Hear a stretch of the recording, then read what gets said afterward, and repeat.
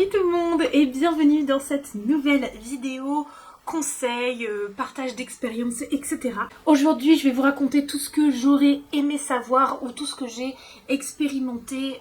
avant mon accouchement, tout ce que j'ai fait, tout ce que j'ai mis en place pour me préparer au mieux et j'espère vraiment que ça vous aidera si vous êtes enceinte, si vous voulez être enceinte ou si vous venez d'accoucher. Vous pouvez également du coup dans les commentaires mettre également tous vos petits conseils, vos petits tips, vos astuces. Et tout de suite on commence avec mon conseil numéro 1 parce que je pense qu'il faut absolument avant même d'être enceinte, de parler de ses peurs, de ses angoisses, tout ce qui pourrait vous créer du stress au cours de votre grossesse avec soit un professionnel de la santé mentale, donc un psychologue, un psychiatre, un psychothérapeute, ce que vous voulez, ou alors tout simplement dans votre entourage, à des amis, à votre famille, à quelqu'un de confiance, votre conjoint, etc. pour que vous vous débarrassiez vraiment avant de vivre votre grossesse, tous les petits doutes que vous pourriez avoir. Et ensuite, une fois qu'on est enceinte, je pense qu'on est toutes pareilles. On pense à l'accouchement. Certaines femmes y pensent sans aucune appréhension, elles ont hâte, elles sont trop contentes, voilà. Parfois elles ont hâte aussi parce qu'elles en ont marre d'être enceintes. Ou alors l'inverse, c'est un moment qui nous fait peur, qui fait peur à cause de la douleur, qui fait peur à cause de l'inconnu, qui fait peur à cause du milieu hospitalier. Enfin voilà, il y a mille et une raisons d'appréhender ce moment. Et mon conseil pour vous préparer à votre accouchement, c'est d'avoir un minimum en tête ce que vous souhaitez pour ce jour-là. Si vous voulez la péridurale ou si vous la voulez pas, si vous voulez une position en particulier, si vous avez envie d'accoucher dans un endroit et pas dans un autre, parce que des fois on a le choix entre plusieurs hôpitaux. Donc voilà, avoir un peu en tête ce que vous voulez et pouvoir du coup guider votre sage-femme qui vous accompagnera ce jour-là vers ce que vous avez envie. Si vous avez par exemple, je sais pas moi, pas du tout envie de certains actes médicaux, si vous voulez allaiter, etc. Enfin voilà, vraiment vous vous faites un monde parfait où vous voulez qu'il se passe ça dans tel ordre. Et en même temps, mon deuxième conseil, c'est de ne pas vous focaliser sur ce fil conducteur. Voilà, ça c'est ce que vous voudriez qu'il se passe, mais comme on ne peut jamais, au grand jamais prévoir son accouchement, même quand on a 5 enfants, et les 5 accouchements sont différents, et du coup pour pouvoir être au mieux préparé, il faut donc se préparer à tout, à toutes les éventualités. Mettons, vous voulez accoucher avec une péridurale le plus tard possible, donc quand vous êtes déjà à 6, 7, 8 cm, vous voulez être resté le plus longtemps possible chez vous et couper le cordon vous-même par exemple, enfin voilà, je vous donne un exemple. Et vous vous dites voilà, moi ça c'est ce que je veux. Et vous y pensez un petit peu tout au cours de votre grossesse, mais vous allez aussi vous faire des scénarios où vous arrivez à 3 cm et vous n'en pouvez déjà plus de la douleur. Et du coup, pour ne pas être frustré de demander déjà la péridurale à 3 cm alors que vous vouliez tenir jusqu'à 6 ou 7, préparez-vous au fait que possiblement vous vous laissez la possibilité d'avoir la péridurale un peu plus tôt que ce que vous aviez en tête. Pareil, par exemple, si vous appréhendez particulièrement un geste médical, par exemple la ventouse ou la césarienne, un jour ou deux pendant votre grossesse, vous allez penser à la césarienne et imaginer comment ça pourrait se passer et imaginez ça comme quelque chose de positif et que si ça arrive, voilà, finalement c'est pour telle ou telle raison, question de santé de maman ou de bébé, une urgence, un travail qui est trop long, un bébé qui finalement s'est mal positionné. Vous voyez, vous essayez d'imaginer toutes ces choses-là pour que si finalement vous avez une césarienne alors que vous vouliez absolument une voix basse, vous ne soyez pas déçus. Donc finalement, le maître mot, c'est se préparer à tout, imaginer toutes les possibilités, les vivre finalement comme si vous les imaginez. Vous pouvez vous mettre dans votre lit le soir et avant de vous endormir, vous faites un scénario, pas catastrophe, mais disons un scénario qui n'est pas celui que vous souhaitez, et vous essayez d'imaginer que finalement ça se déroule bien et que c'est positif. Comme ça, vous êtes préparé à tout et quoi qu'il arrive, vous vivrez ça de manière positive. Toujours un petit peu dans cette optique, je vous conseille vraiment de vous renseigner sur toutes les techniques qui existent quand il y a des problèmes. Donc que ce soit la ventouse, les forceps, l'épisiotomie, la césarienne, la prématurité par exemple aussi de bébé, etc. Comme ça, si le jour J on vous dit on va avoir besoin des forceps par exemple, vous savez précisément ce que c'est, vous savez ce qui va se passer. Vous n'avez pas ce coup de stress où vous ne savez pas ce qui va vous arriver, etc. Vous êtes préparé. J'ai également l'impression que, en tout cas j'entends de plus en plus parler de déclenchement pour terme dépassé, pour bébé trop gros, pour problème médical X ou Y. Donc je vous conseille évidemment aussi de vous renseigner sur le déclenchement parce qu'il y a plein de méthodes différentes finalement pour être déclenché. Moi j'ai été déclenchée par médicament, j'ai appris par la suite que j'aurais pu également être déclenchée par perfusion, avec un ballonnet, etc. Donc tout ça aussi, ce sont des techniques qu'il faut que vous ayez du moins en tête, pas connaître sur le bout des doigts, mais que vous sachiez à peu près ce que c'est, pour que si jamais vous êtes déclenché, vous puissiez dire « je préférerais ça ». Et si jamais cette technique-là, cette méthode-là n'est pas possible sur le moment, vous connaissez les autres méthodes et vous savez également à quoi vous attendre. Ensuite, je pense que peu importe votre projet de naissance, peu importe ce que vous avez en tête, il faut se préparer à avoir une anesthésie, donc que ce soit une péridurale pour soulager la douleur au cours du travail, ou que ce soit une rachianesthésie ou une anesthésie générale pour une césarienne en urgence ou non. Donc le mieux, si c'est un geste médical qui vous stresse, il existe des techniques pour se détendre, penser à autre chose, etc. D'ailleurs, je vous en reparle un petit peu après, mais je pense que je vous ferai une vidéo spéciale exercice de sophrologie parce que bien que je n'exerce plus maintenant, je suis sophrologue de base, c'est mon métier de base, et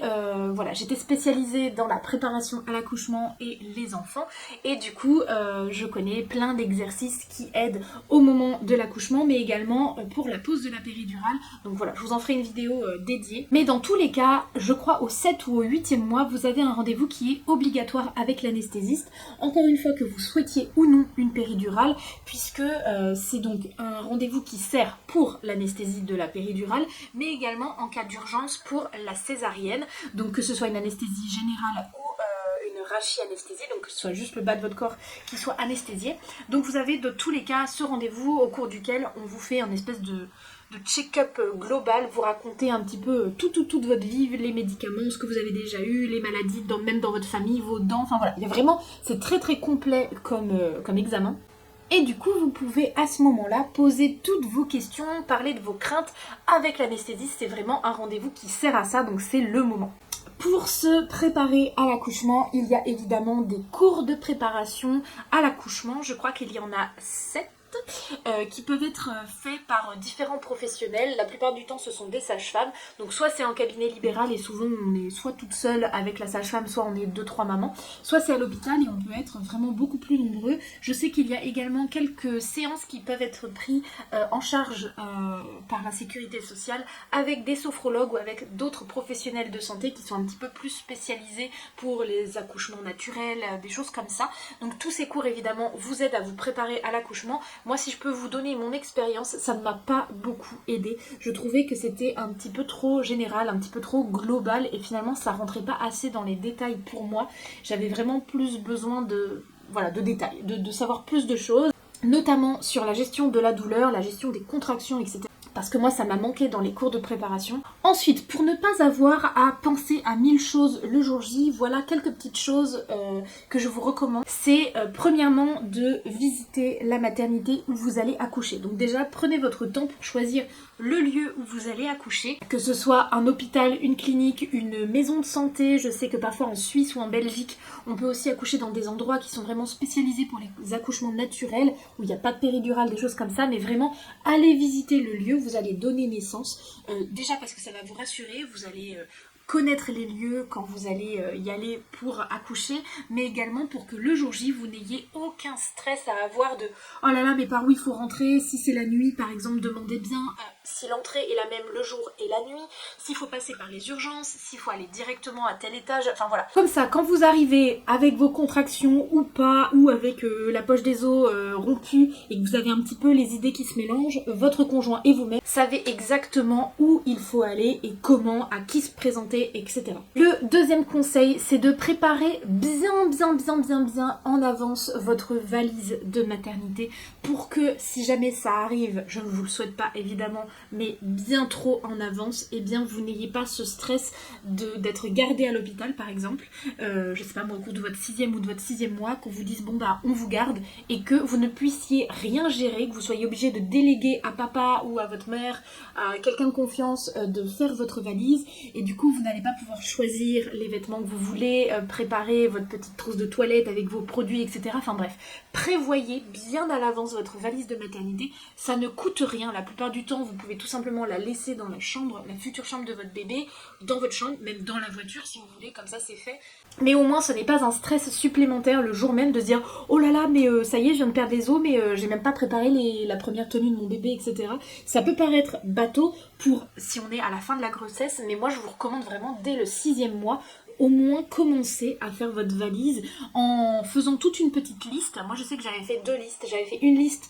de toutes les choses que je pouvais mettre avant dans ma valise et une deuxième liste des choses qu'il fallait rajouter au dernier moment. Un petit peu de nourriture, la brosse à dents, votre démaquillant par exemple, le chargeur de téléphone, un peu à manger, à boire, etc. Enfin voilà, des petits détails, mais au moins le gros de votre valise est fait, et même si vous êtes en train de gérer vos contractions, etc., votre conjoint peut tout simplement regarder votre liste, et hop, il n'a plus qu'à mettre ce que vous avez à rajouter à la dernière minute en gros. Un conseil très bateau, mais qui a son importance, et pourtant c'est pas facile, mais reposez-vous un maximum à l'approche de votre accouchement, quand vous savez que vous allez tenir jusqu'au bout, par exemple si vous êtes à 2-3 jours de votre terme, vous savez que ça va arriver forcément dans les jours qui viennent, reposez-vous au maximum, remettez au lendemain, déléguez les tâches, etc.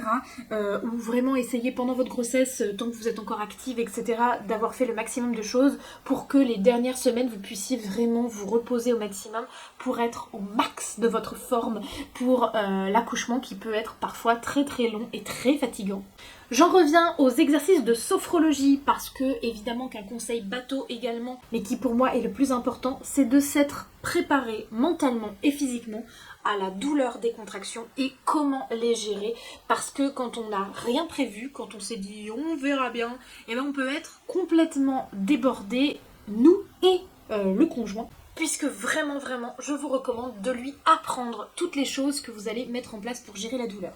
Donc encore une fois, je vous ferai une vidéo vraiment bien détaillée de tous les exercices de sophrologie, de respiration, il y a même des techniques avec des accessoires et tout ça, enfin bref, j'ai vraiment plein de choses à vous dire sur la gestion de la douleur, mais apprenez tous ces exercices à votre conjoint, parce que parfois sur le moment, on est tellement un peu stressé, un peu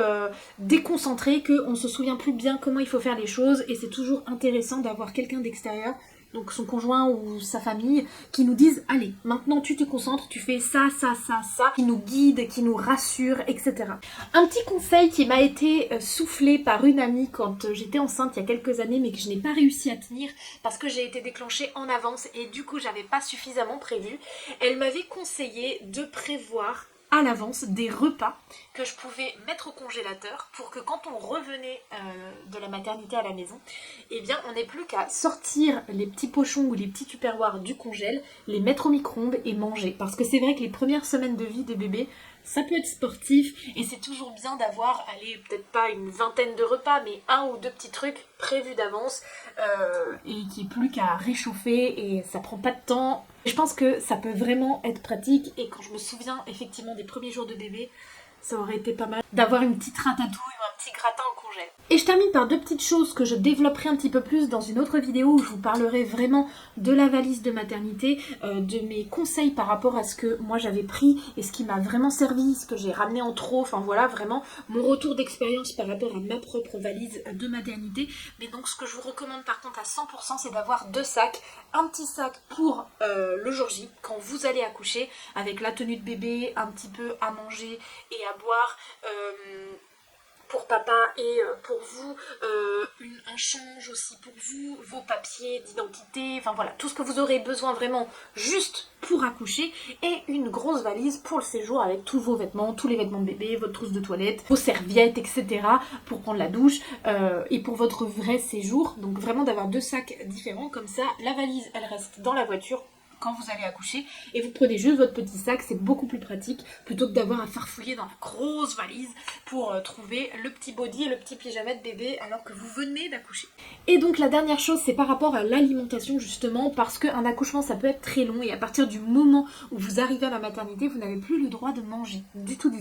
que vous soyez parti pour un accouchement naturel, pour une césarienne programmée, pour un accouchement normal par voie basse avec péridurale ou sans, eh bien vous n'avez plus le droit de manger. Par contre vous avez le droit de boire et des choses uniquement sans résidus. Donc moi, ce que je vous conseille, c'est que plutôt que de boire de l'eau qui n'est pas sucrée du tout, qui ne vous apporte pas de nutriments, de minéraux, enfin voilà, tout ce dont vous avez besoin pour être en forme, eh bien je vous conseille d'acheter des jus de fruits, donc sans pulpe, attention, mais par exemple un petit jus de raisin, un petit jus de pomme, un jus d'orange, donc sans pulpe, un multifruit, enfin voilà, ce que vous voulez qui vous apporte des vitamines et un petit peu d'énergie, du sucre, parce que ça du coup vous aurez le droit. Et ça fait beaucoup de bien quand on n'a pas le droit de manger, d'avoir quand même un petit peu un bon goût dans la bouche et tout, surtout quand on respire très fort, on a très vite la bouche sèche et ça fait du bien de boire quelques gorgées sucrées, agréables, ça réconforte. Et donc sous format de petites briquettes, c'est pratique parce que du coup vous pouvez en avoir plusieurs dans votre petit sac et puis vous avez une paille, ça évite d'en renverser partout. Enfin voilà, ça c'est assez pratique, les petites briquettes de jus. Et voilà, ça fait un petit moment que j'ai préparé cette vidéo, mais je suis sûre que je vais quand même avoir oublié des choses. Si jamais vous avez vous aussi des petits conseils comme ça, n'hésitez pas du coup à les mettre en commentaire comme je vous disais au début de la vidéo. J'espère qu'elle vous aura plu, qu'elle vous aura aidé et on se retrouve du coup très prochainement pour une nouvelle vidéo sur le thème de la grossesse ou pas. Et je vous fais en attendant de gros bisous. Bye tout le monde!